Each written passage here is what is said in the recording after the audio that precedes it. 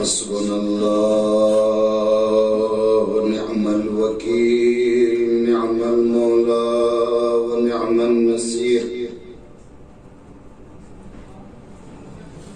بسم الله الرحمن الرحيم. الحمد لله الذي لا يبلغ مدحته القائلون ولا يحصي نعماءه العادون ولا يؤدي حقه المجتهدون، الذي ليس لصفته حد محدود ولا نعت موجود ولا أجل ممدود. فطر الخلائق بقدرته ونشر الرياح برحمته ووتدا بالصخور ميدان أرضه، ثم الصلاة والسلام على الدافع جيشات الأباطيل والدامغ صولات الأضاليل، النور الساطع والضياء اللامع، المنهاج البادي والكتاب الهادي، المشهود بكعبة وهجرته بطيبة، مولانا ومولى الثقلين جد الحسن والحسين بالقاسم محمد. اللهم صل على محمد وآل محمد والصلاة والسلام على آله الأطيبين الأطهرين المنتخبين المنتجبين، ولعنة الله على أعدائهم دائما باقيا متواترا متواصلا متكاثرا من الآن إلى قيام يوم الدين. أما بعد، فقد قال الله تعالى وتبارك في كتابه المحكم وكتابه المتقن وقوله أحسن. بسم الله الرحمن الرحيم.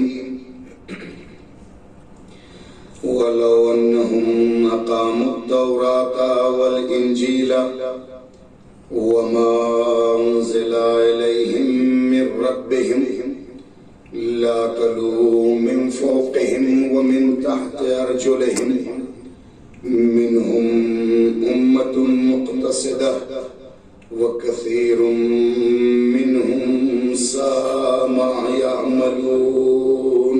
صلاة جماعة اللهم صل على محمد وآل محمد وعجل فرجه. صلاة جماعة اللهم صل على محمد وآل محمد وعجل فرجه. عزاداران مظلوم کربلا، سوگواران قافلہ حسین، ہماری اور آپ کی یہ سلسلے وار گفتگو ہے جو آج اپنے 7ویں مرحلے میں داخل ہوئی. سورہ مائدہ کی 66ویں آیت کے ضمن میں، اور اب تک ہم نے اس بات کی کوشش کی کہ سائے کریمہ کے ذیل اور ضمن میں متعدد پہلوؤں سے کچھ آپ کی خدمت کر سکیں،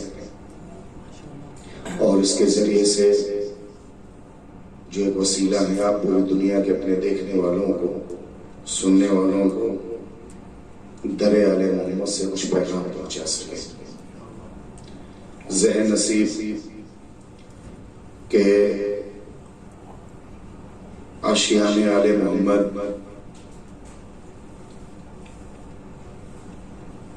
सरजमीन कौम बारगाह मासूम क़ुम सलामुल्लाह अलैहा से ये खिदमत अंजाम दी जाएं और लायक इफ्तिखार और लायक सलाम हैं वो लोग जो इस सरजमीन पर फर्श अज़ा के एहतमाम का सबब बनते हैं और फर्श अज़ा के बिछाने का सबब बनते हैं। दर हकीकत हम सब नौकर हैं दर आले मोहम्मद के और उस मरकज और सेंटर से जिसको जो नौकरी दे दी जाए उसे अंजाम देना है। एक का काम सिर्फ इतना है कि आने वाले मेहमानों का इस्तकबाल करें, अज़ादाराने हुसैनी का, वो अपनी जगह मुकम्मल जिहाद है। एक शख्स वो है जो लंगर हुसैनी के एहतमाम में लगा रहता है, उसका अपना मुस्तकिल जिहाद है। एक शख्स वो है जो दीगर इंतजामिया में रहता है, उसका अपना अलग जिहाद है। कुरान की तिलावत से लेकर के नवाखानी और सीने जनी तक दर हकीकत लश्कर हुसैन के वो सिपाही हैं जो मुख्तलिफ महाजों पर बैठे हुए हैं और अपने अपने फरीजे को अंजाम दे रहे हैं। और इसमें न किसी को ये कहा जाए कि उसने बहुत बड़ा फजीलत का काम कर दिया और न किसी को ये कहा जाए कि उसने काम कम कर दिया है। इसलिए कि जब एक लश्कर तैयार होता है और लश्कर अपने फरीजे को अंजाम देता है तो सरदार के अलावा सारे सिपाही बराबर होते हैं। और जो इसका सैयदो सालार है वही सैयदो शुहदा है जो हम सबका सरदार है और हम सब एक फौजी के मानिंद हैं। न ज़हन पे गुमान आए किसी फर्द के कि मैंने बड़ा कमाल कर दिया और न ये खुदा न खास्ता ख्याल आए कि फला ने कुछ नहीं किया है। दर हकीकत बारगाह इलाहिया में कौन सी चीज उस अल्लाह को पसंद आ जाए और कौन सी चीज अल्लाह को पसंद आ करके उसकी मग़फ़िरत और शफ़ाअत का सबब हो जाए, ये अल्लाह जानता है या अल्लाह का रसूल या उसका खानदान जानता है। भरे पड़े हैं ऐसे वाक़यात कि बड़े जय्यद और नामवर उलमा की जिंदगी 60, 70, 80, 100 साल तक मुहित थी और सैकड़ों किताबें उन्होंने लिखी, बड़े बड़े मुनाजरे किए और न जाने क्या क्या किया। लेकिन इस दुनिया से जाने के बाद ख्वाब में जब आकर के अजीजों को या दीगर लोगों को बताया, कहा कुछ काम नहीं आया। कभी एक छोटा सा अमल अल्लाह को पसंद आ गया, वही उसको पसंद आया। ऐसा नहीं को सारे काम अकारत और ज़ायद है, लेकिन वो जो मिजाज फजीलत और फजल इलाही और करम इलाही पर खरा उतरा है वो अल्लाह को अमल पसंद आया है। लिहाजा हो सकता है शहराहों में, बाजारों में, मजालिस में, इस फर्श अज़ा पर जिसे हम ये समझते हैं कि बड़ा मामूली सा आदमी है, बड़ा गरीब है, लिबास इसका बोसीदा है, होलिया बड़ा एक आम सा शहर से नहीं बल्कि एक देहात का रहने वाला लगता है। आपको क्या पता कि जो होलिये से आप एक देहात का लगता है, लिबास जिसका बोसीदा लगता है, जो ऐसा लगता है कि चेहरे से शहरियों की तरह नहीं लगता है, मुमकिन है मिजाज और अकीदे का हबीब इब्न मज़ाहिर बैठा हो।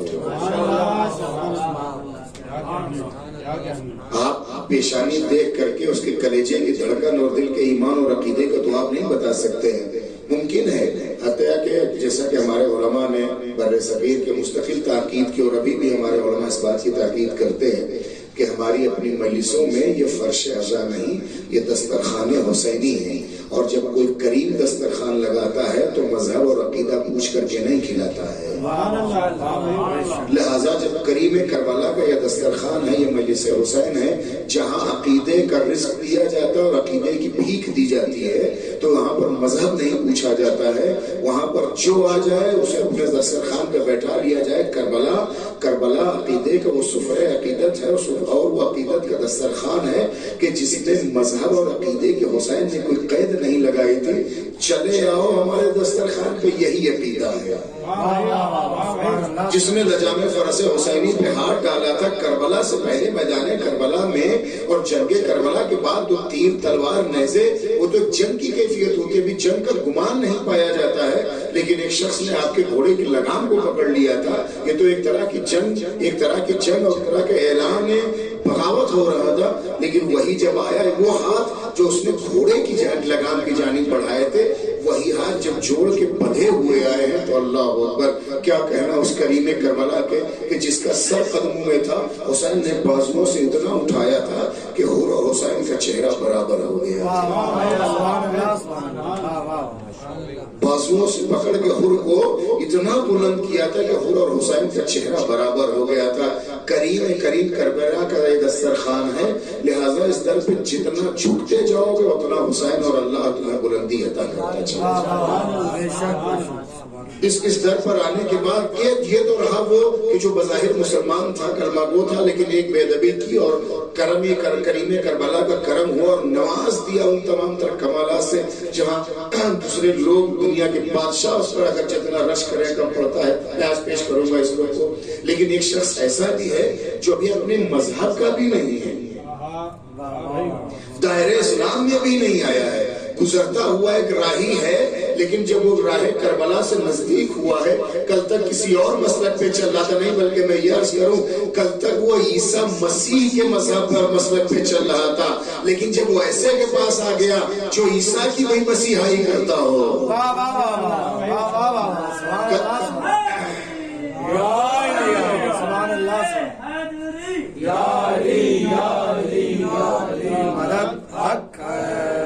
کل تک وہ عیسیٰ مسیح کے مسلک اور راہ پہ چل رہا تھا، لیکن جب وہ ایسی راہ پہ آ گیا جو عیسیٰ کی بھی مسیحائی کرتا ہے، تو اپنے آپ کو اس دامن میں جب پناہ لے لیا ہے۔ ایک دن کہیں تاریخ میں لکھا ہے کہ ایک رکعت نماز بھی نہیں پڑھی ہے، اس دائرے میں آیا ہے۔ دل اور عقیدے کی پاکیزگی اور مضبوطی ایسی تھی کہ اس عیسیٰ مسیح کے ماننے والے کو اور عیسیٰ کی مسیحائی کرنے والے کریم کربلا نے اتنا جذبہ پیدا کر دیا۔ عام سی بات ہے، اگر آپ کسی سے ملتے ہیں، دنیا کی بڑی سے بڑی شخصیت سے اگر آپ ملیں تو آپ اس سے متاثر ہوتے ہیں، اٹریکٹیو ہوتے ہیں، اس سے آپ متاثر ہوں گے، اور متاثر ہونے میں جتنی دیر کی ملاقات ہوگی اتنا ہی آپ کے ذہن پہ اثر ہوگا۔ ایک بات پہنچانا چاہتا ہوں، آپ دنیا کے بہت بڑے عالم دین سے، بہت بڑے سیاست مدار سے، بہت بڑے کریم اور شریف انسان سے آپ ملتے ہیں تو آپ پہلی ملاقات میں متاثر ہوں گے، اس سے اٹریکٹیو ہوں گے، اور جتنی دیر کی ملاقات ہے، آدھے گھنٹے کی ملاقات ہے اتنا ہی تاثر لیں گے، گھنٹے 2 گھنٹے کی ملاقات ہے تو اس حساب سے تاثر لیں گے۔ جتنی زیادہ اس کی قربت اور نزدیکی آپ کی بڑھتی چلی جائے گی اتنے ہی آپ کے تاثر میں فرق ہوتا چلا جائے گا۔ لیکن میں ایک بات کہوں، اگر میں ملا ہوں تو اس کریم کا، اس شریف کا، اس عظیم انسان کا اثر مجھ پر پڑے گا، میری فیملی پر نہیں پڑے گا۔ میں ایک بات پہنچانا چاہتا ہوں آپ تک، اگر اس ایک عظیم انسان کا اثر پڑا، چونکہ میں مرد ہوں، اس سے ملا، میں نے گفتگو کی، اس کے کرم، اس کے شرف، اس کے اخلاق سے میں بہت زیادہ متاثر ہوا، اس کو اپنی زندگی میں اپنا مسیحا ہم نے مان لیا، لیکن میری فیملی اس سے متاثر نہیں ہوگی، اس لیے کہ اس کی ملاقات نہیں ہے۔ اور اگر بالفرض ہماری فیملی ہمارے ساتھ جا رہی ہے اس شخص کو دیکھا ہے، تو جتنا میں نے بات کر کے، قریب ہو کر کے، گفتگو کر کے سیکھ لیا ہے، وہ اثر ہماری فیملی اور ہمارے بیوی بچوں پر اثر نہیں پڑے گا، اس لیے کہ انہوں نے دیکھا ہے، گفتگو کر کے اپنے آپ کو قریب نہیں کیا ہے۔ لیکن اللہ رے کرم حسینی ملے وہب ہے، اخلاق وہب نے دیکھا ہے، کرم وہب نے دیکھا ہے، لیکن اس وہب کا ہوتا ہوا اثر ماں پہ اتنا پڑ گیا ہے، وہب نے صرف سر حسین کی خدمت میں پیش کیا ہے، شہادت کا جذبہ وہب کی زندگی میں آیا ہے، لیکن مادر وہب پہ اتنا اثر ہوا ہے کہ جب دشمنوں نے وہ سر ماں کی طرف پھینکا ہے تو یہ کہہ کے واپس کر دیا ہے، جو ماں حسین کو صدقہ دے دیتی ہے اسے واپس نہیں لیتی ہے۔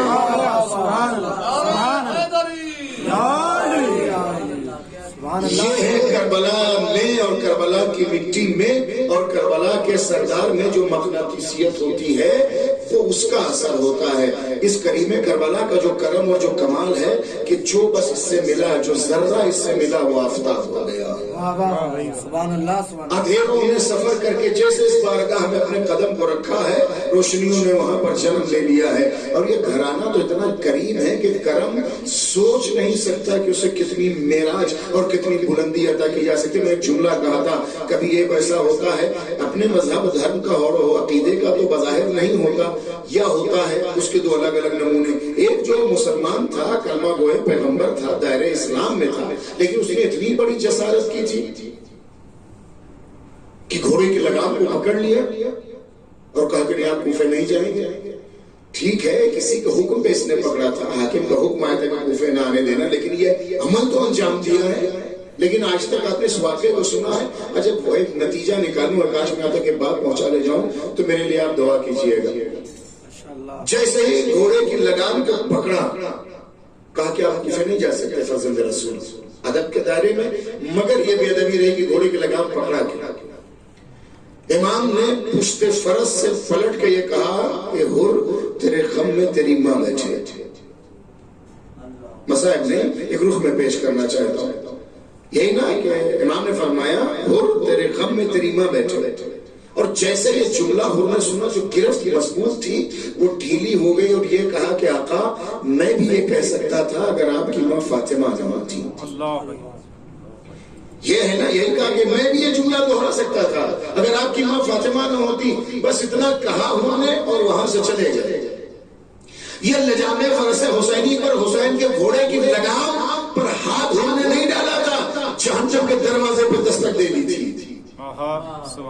بس ایک بات پہنچانا چاہتا ہوں، جہنم کے دروازے پر دستک دے دی تھی اس پہ ادبی کو کرنے کے بعد، لیکن ذہن حر میں خیال یہ آیا احترام مادر حسین.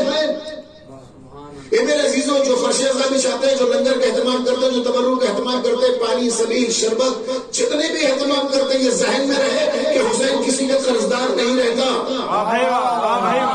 یہ خیال رہے کہ آل محمد کسی کے قرض اپنی گردن پہ نہیں رکھتے. جو آپ دیتے ہیں اسے اتنا گنا زیادہ دیتے ہیں جہاں آپ سوچ نہیں سکتے. آپ کے ذہن و دماغ میں یہ بات آ نہیں سکتی ہے کہ آپ نے کیا حسین کے لیے دیا اور حسین اس کے بدلے کیا دینے والا ہے. جیسے گھوڑے کے لجام پہ ہاتھ ڈالا، ڈالنے کے بعد میرے جانے متوجہ رہے، لجام فرس حسینی پہ ہاتھ ڈالا، تیرے گھر میں تیری ماں بیٹھے. اے مولا میں آپ کی بھی خدمت میں کہہ سکتا تھا اگر آپ کی ماں فاطمہ نہ ہوتی.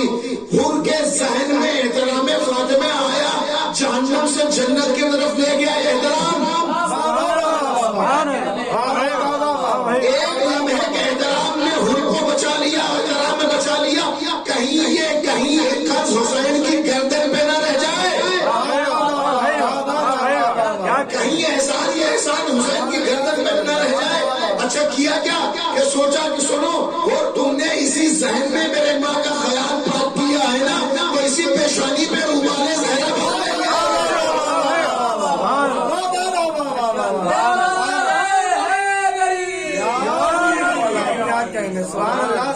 جس ذہن میں تم نے ہماری پاکیزہ مطہرہ راضیہ مرضیہ مرکز عصمت کبریٰ کا احترام سوچا ہے اسی پیشانی پر رومال فاطمہ حسین کیا نہیں دے سکتے تھے؟ انعام میں کیا نہیں دے سکتے تھے؟ کم سے کم جو چیز حسین دے گا وہ جنت ہے. کم سے کم جو چیز حسین انعام میں دے گا کسی کو وہ جنت ہے. لیکن رومال ہی کیوں دیا؟ تو جو فرما رہے ہیں آپ رومال ہی کیوں دیا؟ آپ اس سے بہتر جانتے ہیں جیسا امتحان ہوتا ہے ویسے ڈگری دی جاتی ہے. جیسا امتحان ہوتا ہے ویسے ڈگری دی جاتی ہے. اگر ذہن حر میں احترام ہے تو ڈگری ہے کہ پیشانی پر ہی رومال باندھا جائے.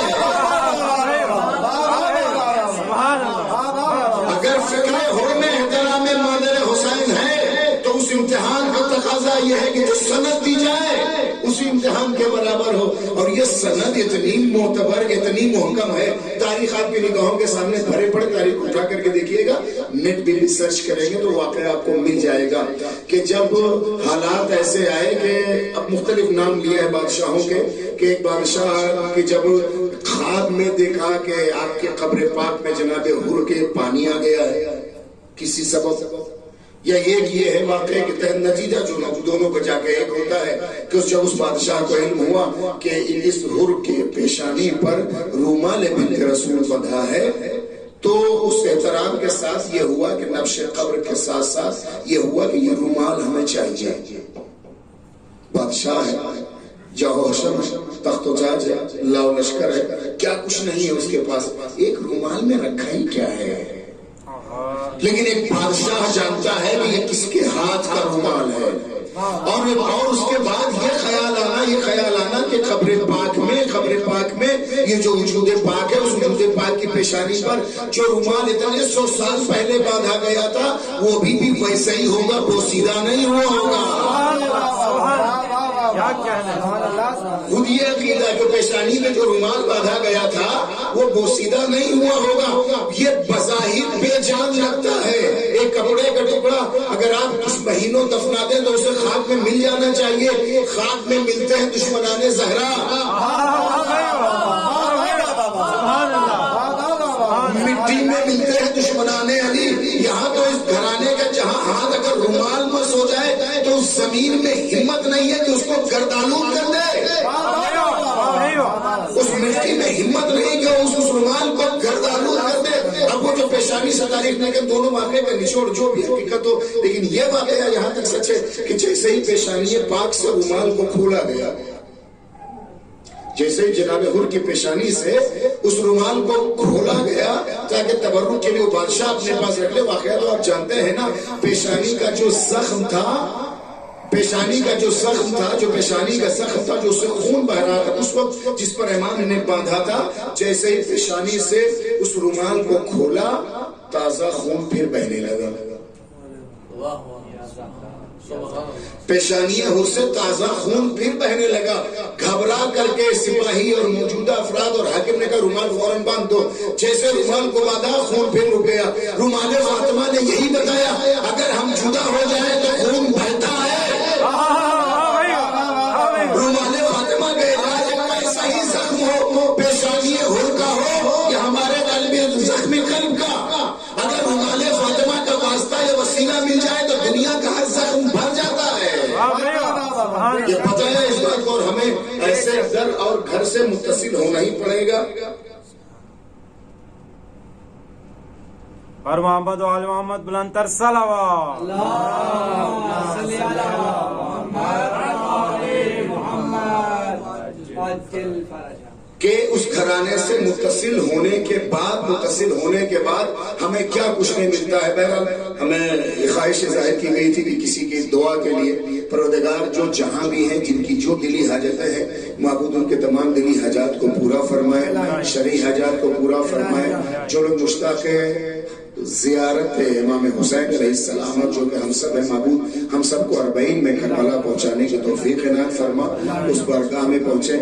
جو لوگ جہاں کہیں بھی اس وقت محبان آل محمد، بشریت، انسانیت جو کہیں بھی بیمار ہیں، موجودہ وبا میں گرفتار ہیں، پروردگار شہدائے کربلا کے صدقے انہیں شفاء کامل و عاجل عنایت فرما۔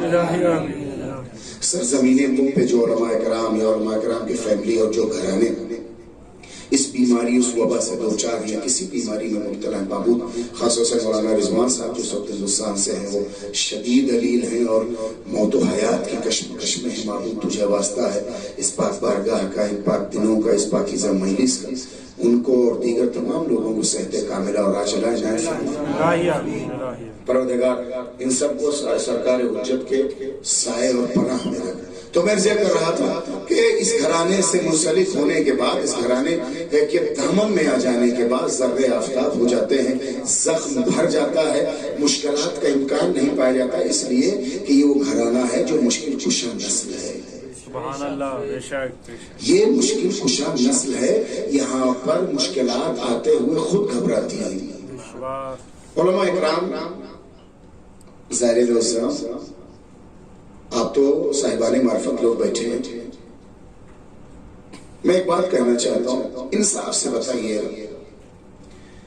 اگر 10 دن 20 دن مہینہ 2 مہینہ 6 مہینے سال بھر تک جیب میں آپ کے پیسے رہیں، مالی کوئی مشکل نہ ہو، فیملی کے لحاظ سے نہ اندر کوئی خدا نخواستہ کسی قسم کی اذیت اور پریشانی ہو، اور نہ گھر میں کوئی بیمار ہو، آپ کے جو یہاں بچے ہیں، فیملی ہیں، یا آپ سے جو ریلیٹڈ پوری دنیا میں جہاں کہیں بھی ہیں، ان کو نہ کوئی بیمار ہے، نہ ان کو مالی کوئی مشکل ہے، تو آپ کو کبھی اس جانب یاد آئے گا کہ آپ مصلی پر نماز پڑھنے کے بعد زیارتوں کے علاوہ کبھی آپ کے دل میں شکستگی آئے، کبھی آپ کے دل میں کوئی طرح کی کروٹ لے اور انقلاب برپا ہو؟ لیکن اگر خدا نخواستہ گھر میں کوئی بیمار ہو جاتا ہے، عزیزوں میں کوئی بیمار ہو جاتا ہے، ہاتھ اٹھتے ہیں، گڑ گڑاتے ہیں، روتے ہیں،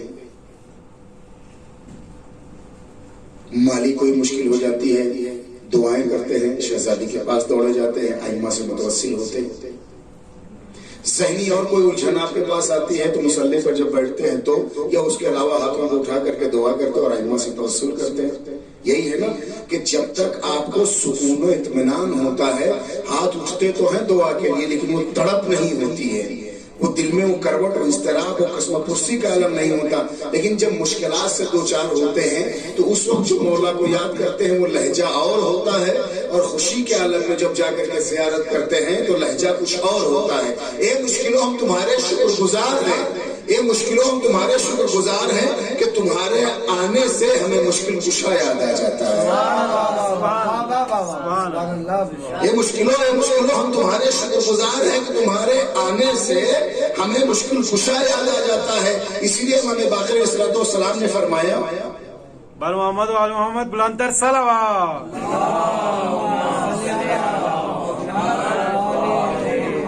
من احبنا اہل البیت فلیستعد للبلاء جلبابا۔ پانچ امام فرماتے ہیں کہ جو بھی ہمارے محمد سے محبت کا دم بھرتا ہے، جو بھی ہمارے محمد سے محبت کا دم بھرتا ہے، فلیستعد للبلاء جلبابا، اسے یہ چاہیے کہ مصیبت کی چادر اوڑھنے کے لیے تیار ہو جائے۔ اس سے زیادہ صریح حدیث اور آپ کی خدمت میں کیا پیش کر سکتا ہوں اور امام ہمیں کیا رہنمائی کر سکتے؟ من احبنا اہل البیت فلیستعد للبلاء جلبابا، جو بھی مال محمد سے محبت کرتا ہے اسے چاہیے کہ مشکلات اور مصیبتوں کی چادر اوڑھنے کے لیے تیار ہو جائے۔ تو جب اگر ہم پر نہیں مشکلیں آئیں گی تو کس پر آئیں گی؟ جب تک سونے کو تپایا نہیں جاتا ہے آگ میں تب تک وہ کھرا کھوٹا پتہ نہیں چلتا ہے۔ ہمیں گاروں میں اترنا ہوگا، ہمیں بھٹی میں، ہمیں کلر میں ڈال کر کے ہمیں جب تک تپایا نہیں جائے گا، جب تک ہمیں پگھلایا نہیں جائے گا، تب تک ہماری اصلیت اور حقیقت ہمارے سامنے کھل کر کے نہیں آئے گی۔ عیش و آرام میں، سکون کی زندگی میں، اچھے گھر میں، اے سی میں بیٹھ کے آپ کو ان مجاہدوں کو کیا پتا جنہوں نے میادین جنگ میں 40-50 ڈگری کے بیچ اسلحوں سے لاد کر کے اپنے آپ کو جا کر کے دشمنوں کا مقابلہ کیا ہے، جسم سے خون بہتا جا رہا ہے لیکن اس راہ کو طے کرتے چلے جاتے ہیں، اس لیے کہ ان کے سامنے ایک شہزادی کا وجود، ان کے سامنے امام زمانہ کا فرمان ہے۔ جو اے سی میں بیٹھے ہیں وہ میدان جنگ کے مجاہدوں کے زخم اور ٹپکتے اور بہتے ہوئے خون کی قدر نہیں کر سکتے ہیں۔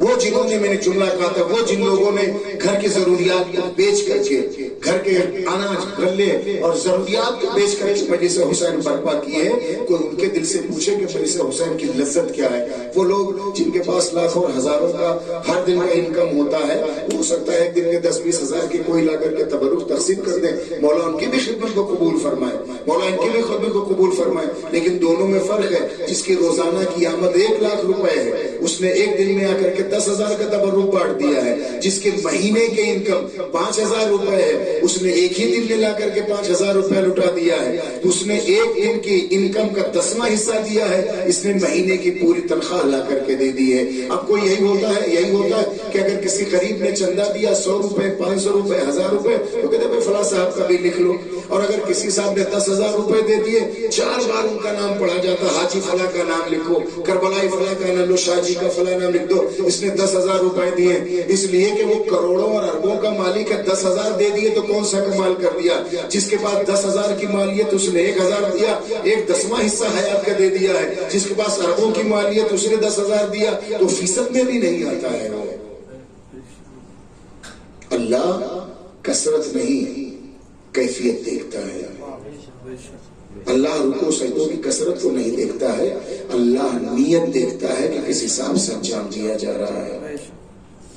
اسی قمر مقدسہ میں بڑے سے بڑے اشرے جہاں منعقد ہو رہے ہیں، اللہ ان کے خادموں پر اپنے رحم و کرم فرمائے، سرکار حجت کی خاص دعائیں ان کے ساتھ ہوں۔ وہی کچھ ایسے بھی لوگ ہوں گے، میں اس لیے خود کو کہہ رہا ہوں کہ میں جس شہر میں مجلس پڑھ رہا ہوں بہت سارے ایسے ہوں جس کی مجلس میں صرف 10 لوگ بیٹھتے ہوں گے اور مجلس ہوتی ہے، تو کوئی صاحب یہ نہ کہیں کہ ارے ان کے وہاں سے 10 ہی آتے ہیں،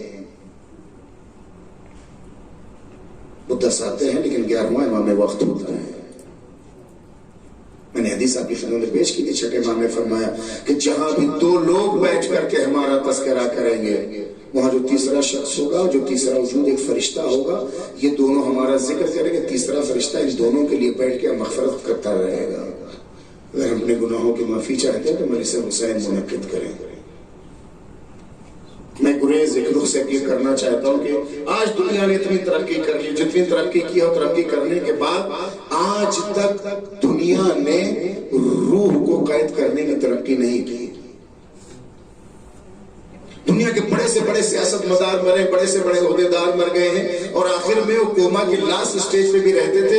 پوری مشینری نے اپنی جان لگا دی تھی کہ آخر ایک جملہ اس سے کہلا لے کہ یہ آخری جو رپورٹ دینا چاہتا ہے، یا کوئی وصیت یا کوئی بات کرنا چاہے، میں نام نہیں لینا چاہتا منبر پاک پر ان سارے دیگر سیاست مداروں کے، دنیا کے اور مشہور لوگوں کا، جان لگا دی پوری مشینری، پوری ٹیم نے، لیکن ایک سانس کا بھی ایک جملہ اس سے نہیں کہلا سکے۔ آخر میں اس نے رخت سفر باندھا اور چلا جایا۔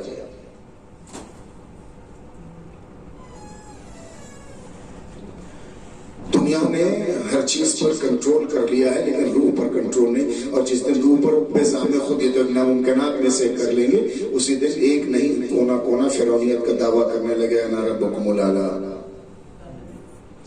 دوسرا یہ ہے کہ آج تک دنیا نے ہر چیز کا مزہ بتایا ہے، لیکن کوئی موت کا مزہ نہیں بتا سکا ہے۔ اس کا مطلب موت میں بھی کچھ مزہ ہے، اس کا مطلب فراق روح میں بھی کچھ لذت ہے، ورنہ اگر لذت نہ ہوتی تو ایک امام معصوم نہ سوال کرتا اور نہ ایک امام معصوم کا بیٹا امام کو جواب دیتا۔ اور یہ جذبہ اور حوصلہ ہمیں کربلا نے دیا ہے۔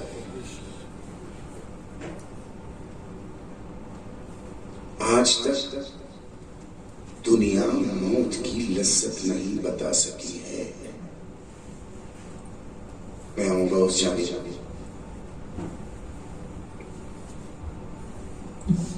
جتنے اس مجلس اعزا میں خدمت کر رہے ہیں، عادل بھائی، آپ کی پوری ٹیم، سچ بتائیں جب میں پہلے دن یہاں آیا تھا تو آپ کے جذبے کی کیا کیفیت تھی؟ پہلے دن جو فرش اعزا آباد ہوا تھا تو کیا کیفیت تھی؟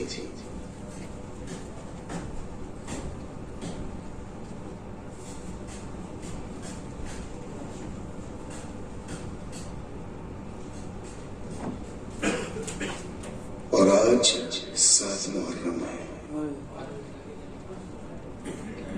2 روایتیں ہیں۔ ایک روایت یہ ہے کہ 7 محرم سے آج خیام حسینی پر پانی پر پابندی لگ گئی ہے، اور ایک روایت یہ ہے کہ پابندی تو 4 ہی محرم سے پانی پر لگ گیا تھا، لیکن 7 محرم کو خیمہ حسینی میں پانی ختم ہو گیا تھا۔ 500 سواروں کو اور فوجیوں لشکریوں کو فرات پر پہرا بٹھا دیا گیا تھا کہ ایک گھونٹ پانی حسین کے خیمے تک نہ جانے پائے۔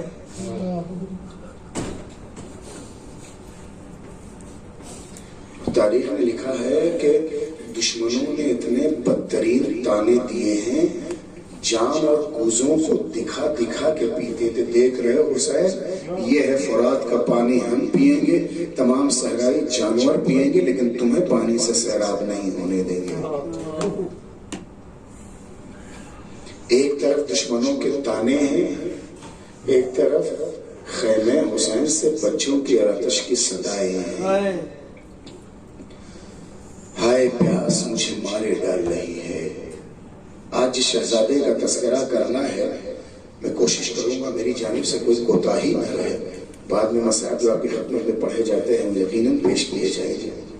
یہ تاریخ میں لکھا ہے کہ جب شب عاشور آئی ہے اور امام نے خطبہ دیا، خطبہ دے کر کے فہرست شہداء کا سارا سب کا نام بتایا، اور جب فہرست بظاہر امام نے ایک سکوت اور خاموشی اختیار کیا تو ایک کونے سے بچہ کھڑا ہوا۔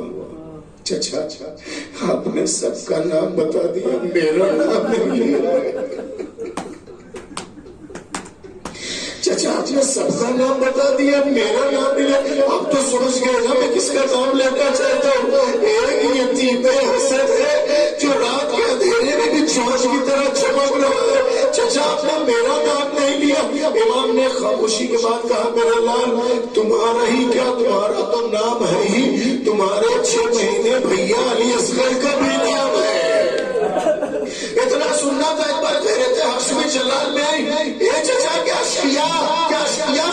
میں چلے آئیں گے؟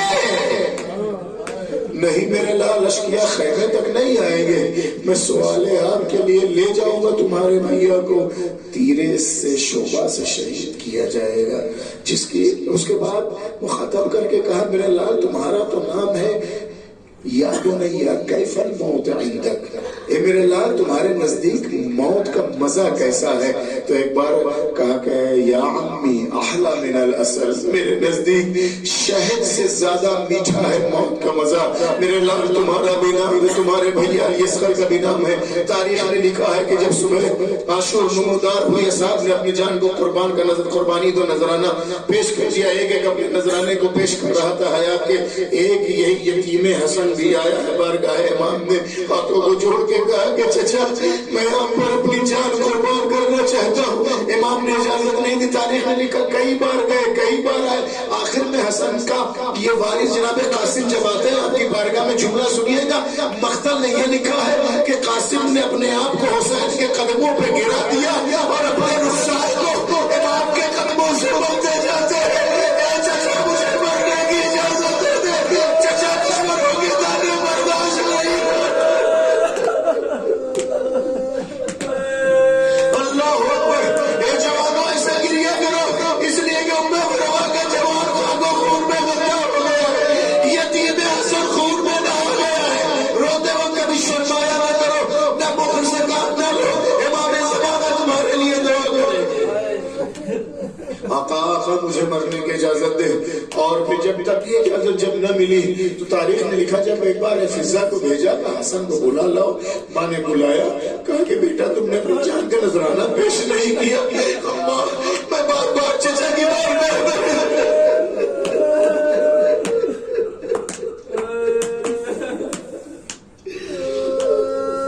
اماں میں چچا کی بارگاہ میں بار بار ہاتھوں کو جوڑتا ہوں، میں نے اپنے رخساروں کو چچا کے قدموں سے ملا مگر چچا اجازت نہیں دیتے۔ تاریخ نے لکھا ہے کہ دونوں ماں اور بیٹے گلے لگ کے اتنا روئے کہ ماں بے ہوش ہو گئی۔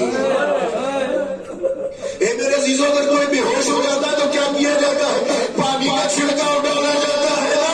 آخر ماں کو ہوش میں قاسم کیسے رہے؟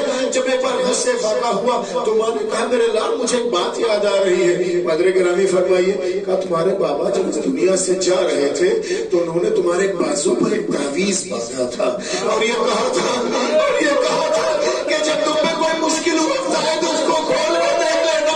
اے میرے لال اس سے زیادہ مشکل وقت کیا آ سکتا ہے؟ ماں نے اپنے ہاتھ سے تعویذ کو کھولا، لکھا تھا بسم اللہ الرحمن الرحیم، یہ خط حسن ابن علی کی جانب سے اپنے بیٹے قاسم کے نام ہے۔ میرے لال اس تعویذ کو تم اس وقت کھولو گے جب فاطمہ کا چاند شام کی بدلیوں میں گر گیا۔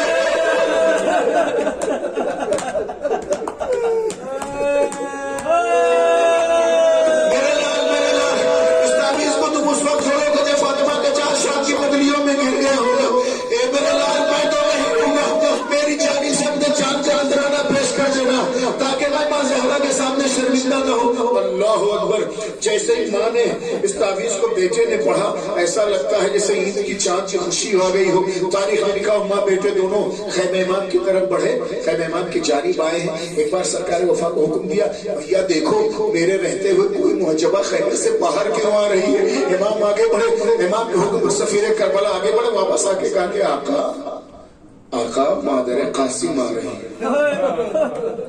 آقا خود احترام کے لیے بڑھے، ہاتھوں کو جوڑ کے کہا میرے والی وارث آپ ہمارے امام وقت ہیں۔ امام نے کہا میرے رہتے آپ کو خیمے سے باہر آنے کی حاجت کیوں پیش آئی؟ آقا جسارت ہو گئی ہے لیکن میں آپ کی بارگاہ میں اپنے بچے کی شہادت کی بھیک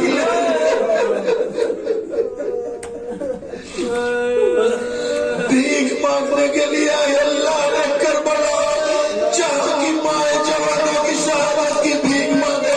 اے جوانوں تم اگر جوان سلامت ہو تو قاسم کا صدقہ ہے، اکبر کا صدقہ ہے اور محمد کا صدقہ ہے۔ فنظر من راسہ الی قدمہ، تاریخ نے لکھا ہے کہ امام نے سر سے پیر تک قاسم کو غور سے دیکھا، بھائی کی تصویر یاد آ گئی اور بچے کو سینے سے لگا کے اتنا روئے کہ تاریخ نے لکھا کہ امام یہاں غش کھا گئے ہیں۔ اللہ، مجھے نہیں پتا امام کو غش سے کیسے افاقہ ہوا، جیسے وہ افاقہ ہوا امام نے قاسم کو، بچہ تھا 13 سال کا بچہ ہے، کہاں کے عرب کے شہسوار، کہاں عرب کے بہادر، 13 سالہ بچے کو امام نے اپنے ہاتھوں سے پکڑ کے بازوؤں سے گھوڑے پہ بیٹھایا۔ اب جو مختل پڑھنا چاہتا ہوں، یہاں تک تو آپ سب نے سنا، پھر امام نے 2 عمل انجام دیے۔ سب سے پہلا کام یہ کیا کہ امام نے قاسم کا گریبان چاک کیا، قاسم کا گریبان چاک کیا، امامے کی پہلی پٹی تحت الحلق کو کھول کر کے اسے 2 حصوں میں بانٹ کے ایک بار ایک طرف دائیں اور بائیں لٹکا دیا۔ یہ جانتے ہیں ایسا کیوں ہوتا ہے؟ عرب میں اس لیے استعمال کیا جاتا تھا تاکہ لوگ جان جائیں کہ یہ یتیم ہے۔ عرب کا دستور یہ تھا میدان جنگ میں اگر کوئی گریبان چاک کر کے تحت الحلق کا 2 لوائیں میں ڈال لیتا تو اس کا مطلب یہ ہے کہ یہ بچہ یتیم ہے۔ حمید ابن مسلم کہتا ہے، جس نے تاریخ کربلا کو لکھا ہے، جو یزید کی جانب سے مامور تھا کہ واقعہ کربلا کو لکھے، اس نے کہا کہ وہ منظر بھول نہیں سکتا ہے، بھول سکتا ہوں کہ حسین کے خیمے کی جانب سے ایک ایسا بچہ نکلا کا فلقت القمر، جیسے 14ویں رات کا چاند، جیسے 14ویں رات کا چاند ہو۔ اور میں نے جب غور سے دیکھا تھا تو اس کے بائیں پیر کے نالین کا تسمہ ٹوٹا ہوا تھا۔ اللہ اکبر، 14ویں رات کی طرح وہ چمک رہا تھا۔ آیا ہے لشکر یزید دھس کے حملے پہ حملے کرتا جاتا ہے، کئی کافروں کو فنار کیا۔ اس کے بعد تاریخ نے لکھا کہ دشمنوں نے اسے گھیرا اور گھیر کر کے سر پہ ایک ایسے دشمن نے تلوار ایسے لگائی۔ مکتب یہ کہتا ہے کہ یہ بچہ منہ کے بل زمین پہ گرا، جیسے گرا ایک آواز دی، یا اے چچا میری مدد کریے۔ یہ سنتے ہی امام جھپٹے، امام آگے بڑھے، جیسے اس دشمن کو فنار کرنا چاہتے تھے، وار کیا، اس کا ہاتھ کٹا، اس کو دشمنوں نے بچانا چاہا۔ اسی افراتفری میں ادھر کے گھوڑے ادھر کے گھوڑے، ارے 13 سال کا قاسم گھوڑے کی ٹاپوں میں بابا ہوتا جا رہا تھا۔ آواز ہے چچا جلدی آئیے۔ جیسے جیسے گھوڑے کی ٹاپ پڑتی تھی، چچا جلدی آئیے۔ حسین جب شہید ہو گئے تب لاشوں پامال ہوا ہے، قاسم ابھی زندہ ہے۔ جب پہنچتے ہیں آخری سانسیں بچتی ہیں، ایک بار سینے سے لگایا، وصیتوں کو مکمل کیا۔ میرے لال جاؤ، تمہارے جج تمہارے لیے جامع کوثر لے کر کے کھڑے ہوئے ہیں، بس آخری جملہ اور آپ کی زحمت تمام۔ ہر جنازے کو حسین در خیمہ تک لے کر کے آئے ہیں، گنج شہیدہ فسطاس جسے کہا جاتا ہے، وہاں لا کر کے رکھا ہے امام نے۔ ہاں، لیکن جب قاسم کے لاشے کو لے کر کے چلے ہیں، آخری جملہ اور آپ کی زحمت تمام، ابھی اب شبی برآمد ہو جائے گی آپ کے سامنے، بس ایک جملہ۔ جب امام نے قاسم کو بیٹھایا تھا تو قاسم اتنے چھوٹے تھے کہ ہاتھوں کو پکڑ کر گھوڑے پہ بیٹھایا تھا۔ اب تاریخ اور مقتل کہتی ہے جب قاسم کے جنازے کو اٹھایا ہے تو حسین کا سینہ قاسم کے سینے سے لگا تھا، لیکن پیر